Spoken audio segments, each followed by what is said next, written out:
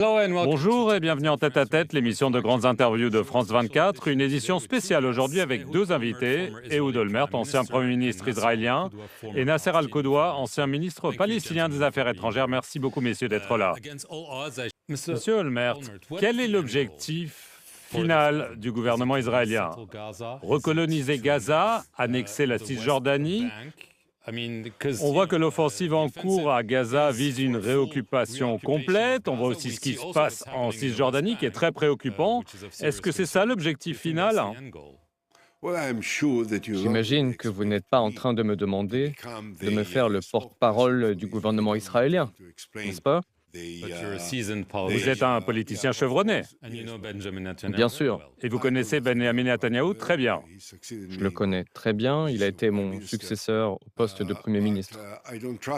Mais je n'ai pas confiance en lui, comme la plupart des Israéliens qui n'ont pas confiance en lui. Et c'est depuis peu. Il a une majorité au Parlement en raison des élections qui ont eu lieu il y a 3 ans. Mais aujourd'hui, et tout au cours de cette séquence, plus de 60% des Israéliens dans les sondages déclarent qu'ils mettent en avant son intérêt personnel politique, et qu'ils favorisent son intérêt personnel au lieu de favoriser l'intérêt national israélien. Quel est l'objectif de Netanyahou? Il ne souhaite pas mettre fin à la guerre, il ne veut pas voir les otages être libérés, qui sont toujours retenus par le Hamas, et dont la vie est menacée, en particulier à cause de la poursuite et de la reprise des opérations militaires. Il semble vouloir poursuivre la guerre pour toujours, car plus la guerre continue, plus le 7 octobre s'éloigne, et plus l'échec total de son concept, de sa politique, s'éloigne, plus on oublie le fait qu'il n'est pas disposé à négocier avec les Palestiniens, renforçant au lieu de cela le Hamas. C'est lui qui a facilité le financement qatari au Hamas, ce qui a permis au Hamas de construire ces tunnels, de construire une ville pour la guerre, pensée, conçue pour livrer bataille contre Israël, alors que lui était certain qu'il était capable d'acheter le Hamas avec l'argent du Qatar. Monsieur Al-Khodwa, quel est l'objectif d'Israël?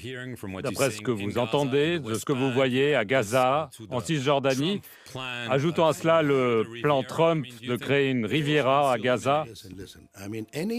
Écoutez, toutes les déclarations sur les déplacements forcés de masse doivent être condamnées.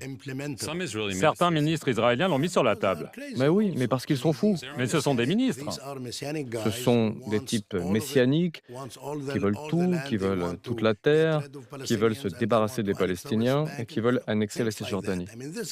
Voilà, des choses comme ça. Et ça ne va pas se produire. Soyons sérieux. Moi, je préfère parler des objectifs de Netanyahou. L'objectif, plutôt que des objectifs d'Israël. Que veut-il? D'abord, continuer la guerre pour se sauver lui-même en tant que Premier ministre. Et puis, peut-être, au nom de certains ministres israéliens, si possible, il souhaitera peut-être recoloniser une partie de la bande de Gaza et continuer à coloniser la Cisjordanie. Une annexion? Une annexion, bien sûr, on y viendra. Ce sont des types qui sont complètement dingues. C'est pourquoi il faut les arrêter, et c'est la responsabilité de la communauté internationale. Les gouvernements du monde entier ne peuvent pas s'en laver les mains et déclarer que ce n'est pas leurs affaires. Ce sont leurs affaires. Ce qui se produit est en train de détruire le système international, qui a été avec difficulté construit après la Seconde Guerre mondiale. C'est la responsabilité de chacun. Et encore une fois, c'est la raison pour laquelle ces types doivent être arrêtés par la communauté internationale. Alors, ces individus, les ministres Bezalel Smotrich et Itamar Ben-Gvir, viennent d'être sanctionnés par plusieurs pays occidentaux, dont certains soutiens traditionnels d'Israël, comme le Royaume-Uni, le Canada, la Norvège, l'Australie. On a l'impression qu'Israël devient un État paria. Le chroniqueur du New York Times, Thomas Friedman, se demande ouvertement si Israël, au lieu d'être un refuge pour les Juifs, n'est pas en train de devenir plutôt un danger pour les Juifs du monde entier. Si quelqu'un comme Tom Friedman en arrive à dire, étant qui il est, qu'Israël devient un État paria, alors je crois que personne ne peut l'ignorer en disant que ce n'est pas important. C'est extrêmement important.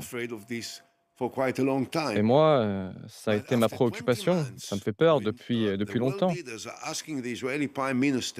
Quand, après 20 mois, les dirigeants du monde demandent au Premier ministre israélien quels sont vos plans, qu'est-ce qui se passe maintenant, quel est l'horizon que vous proposez, la réponse est donnée par ces ministres terroristes messianiques du cabinet de guerre israélien, Ben Gvir et Smotrich, qui parlent de détruire Gaza, de tuer tout le monde, personne ne mérite de rester en vie, les empêchant de subvenir à leurs besoins humanitaires de base. Dans ce cas-là, on a des pays qui soutenaient Israël, des pays acquis à la cause d'Israël, engagés pour sa défense, ayant participé à sa défense lors des frappes de missiles balistiques iraniens. Les Britanniques, les Français, les Américains, bien sûr, mais même les pays arabes qui ont participé à la défense d'Israël, tous ces pays, lorsqu'ils entendent ces déclarations faites par des membres du cabinet de guerre israélien, avec le soutien tacite ou affiché du Premier ministre israélien, ils se disent « Non, franchement, c'est trop. Trop, c'est trop. » Trop, c'est trop. Donald Trump peut-il amener la paix à Gaza et peut-être ouvrir un horizon politique aux Palestiniens? Ou pensez-vous que les États-Unis ont également abandonné la solution à deux États, comme vient de l'indiquer leur ambassadeur en Israël? Ça, cet ambassadeur, c'est encore un autre dingue. Mike Huckabee. Mais c'est Oui, l'ambassadeur. c'est l'ambassadeur. Et nous savons tous quel est le message derrière cette nomination. Et nous verrons. Écoutez, les États-Unis restent un acteur très important dans la politique Est-ce que vous leur internationale. faites confiance? Non, ça n'est pas une question de confiance. Si, ça l'est. Non, on ne peut pas faire confiance à quelqu'un qui dit parfois des choses scandaleuses. Mais cela ne signifie pas qu'ils ne soient pas importants et qu'il ne faut pas les prendre en compte. Il faut les prendre en compte. Et nous devons espérer qu'ils soient en mesure de contribuer positivement, d'abord en mettant fin à la guerre. Il semble que ce soit le cas, espérons que ce soit vrai. Et puis, dans un deuxième temps, en pilotant ou en soutenant une résolution politique d'ensemble du conflit. Moi, je crois qu'il est nécessaire d'avoir un bloc de pays qui poussent tous dans la même direction. Les Arabes doivent unifier leur position, ce n'est pas encore le cas.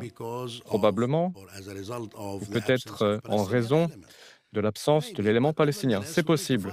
Quoi qu'il en soit, nous devons trouver un moyen d'unifier la position arabe autour de laquelle nous pouvons constituer un groupe de pays, par exemple les pays européens, pour ensuite faire en sorte qu'eux-mêmes soient la force motrice. Et à partir de là, on peut demander leur aide aux Américains et à d'autres pour avancer vers une solution définitive. Donc il faut que les choses se fassent dans un certain ordre. Très rapidement. Alors, je veux rebondir sur ce que vient de dire M. Al-Koudoua. Moi, j'ai envie d'en appeler directement au président des États-Unis. Monsieur le Président, hier, vous avez fait quelque chose qui était très important, dans le sens qui a été indiqué qui est très important. Vous avez conseillé au Premier ministre Netanyahou dans un appel privé, et ensuite ça a fuité soit par vous, soit par votre cabinet, fuité dans la presse internationale, vous lui avez conseillé de faire preuve de retenue. Je vous conseille, Monsieur le Président, de faire tout ce qui est en votre pouvoir, et cela fera une différence énorme. Convoquez Netanyahou dans le bureau ovale, mettez-le dans le fauteuil qu'il adore, devant les médias internationaux, devant les médias américains, et dites-lui devant toutes les caméras la chose suivante. Bibi, trop, c'est trop. C'est terminé, maintenant vous arrêtez. Et vous savez quoi? Il n'y a qu'une seule personne au monde qui peut le faire, une seule personne qui a la force, l'énergie de le faire, et une seule personne au monde dont Netanyahou a peur et qu'il écoute quand on lui parle sur ce ton, c'est le président Trump. Il est temps qu'il le fasse. Très rapidement, vous espérez toujours une solution à deux États malgré tout ce qui se passe à Gaza, en Cisjordanie? Non, ce n'est pas qu'une espérance. Nous pensons que ça va se passer. Sérieusement? Mais bien sûr, parce qu'il n'y a pas d'autre solution, il n'y a pas d'autre avenir. Une solution à un État, peut-être? C'est quoi une solution à un État? Ça n'est pas une solution. C'est la catastrophe assurée. Un État, c'est la victoire d'un côté sur l'autre. Ce n'est pas une solution. Il y a même une contradiction dans les termes. Solution à un État, ça ne fonctionne pas. C'est une victoire d'un État sur l'autre. Solution, ça implique un compromis. Donc une chose comme ça, une chose de cette nature, ça ne peut pas marcher. En gros, c'est ce que vous aviez négocié avec Mahmoud Abbas en 2008. Vous avez été très près de conclure. Est-ce que c'est toujours d'actualité 17 ans plus tard? C'est la base. J'ai fait une proposition en 2008 au président Y palestinien, compris avec une carte. avec une carte décrivant l'ensemble des aspects, mais qu'il n'a pas signé. C'est la base des actions courageuses qui ont été entreprises par M. Al-Qudwa et par moi-même, et ensuite présentées à la communauté internationale, présentées au président Macron et à différents dirigeants européens. C'est la base. Il n'y a pas d'alternative. Cela sera la paix qui sera signée un jour entre Israël et la Palestine. Et je crois que le jour de cette signature est plus proche que beaucoup le disent aujourd'hui. Il faut être clair. Soit on veut tout et on nie l'existence de l'autre partie, on veut détruire complètement l'autre partie, ou alors nous devons coexister. Et la coexistence, c'est deux États. C'est simple. Ehud Olmert, Nasser Al-Qudwa, merci beaucoup d'avoir été nos invités dans cette édition de Tête à Tête sur France 24 et restez sur nos antennes pour plus d'informations.